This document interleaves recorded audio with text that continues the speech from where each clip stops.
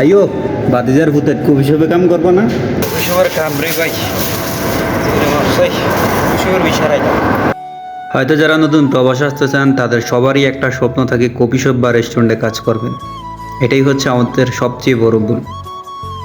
Coffee শপের কাজ এমনকি রেস্টুরেন্টের কাজ যারা জানে তারাই বুঝতে পারে কতটা কষ্ট এবং কতটা প্যারাদায়ক একটি কাজ। আসলে কফি শপে কাজ করা যতটা সহজ মনে করেন ততটাই কঠিন রে ভাই, তার থেকেও কঠিন বলতে গেলে।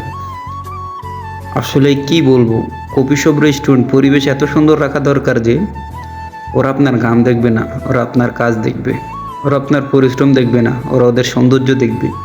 এটাই হচ্ছে ভাই সৌদি আরবের নিয়ম। কি বলবো রে ভাই, কফি শপে কাজ করার অনেক ইচ্ছা ছিল, ওই বিষয়ে আসছিলাম, কিন্তু ভাগ্য খারাপ ছিল, সাপ্লাই কোম্পানিতে পড়ে যায়। তারপরে আর কি, কিছুদিন এইখানে কাজ, কিছুদিন ওইখানে কাজ, দীর্ঘ 1 বছর পরে কফি শপে কাজে আসলাম।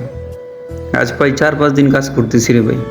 এখন বুঝতেছি আসলে কফি শপে কাজ করার কি মজা, আর কেনই বা বললাম যে কফি শপে আসবো। যতটা সহজ মনে করি আসলে ততটাও সহজ না। এত পরিশ্রম আসলেই বাইরে যারা কাজ করে তারা অনেক ভালো আছে। হয়তো তারা মনে করে যে কফি শপের কাজ অনেক সহজ। না রে ভাই, একটা কাস্টমার গেলে সম্পূর্ণ টেবিলটা ক্লিন করা লাগে, নিচ থেকে উপর পর্যন্ত ক্লিন।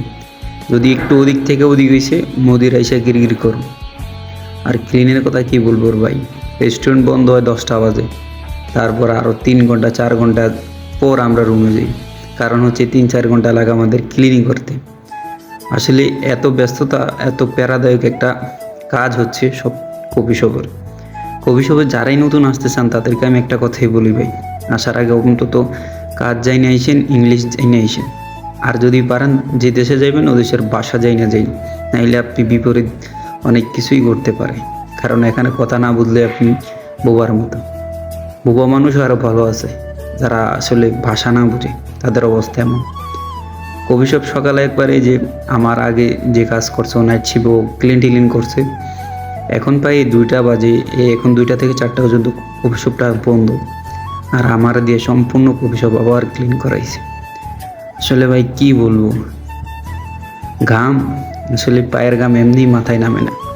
প্রবাসীরা টাকা এমনি কামায় না, বিশ্বাস করবেন জানি কি না, অনেক পরিশ্রমের পর হচ্ছে যে মাস শেষে টাকা ইনকাম করতে হয়। আসলে এই পরিশ্রম আমরা দেশে করিনি, যদি করতাম তাহলে ভালো কিছু করতাম। তাই সবাই ভালো থাকবেন, সুস্থ থাকবেন।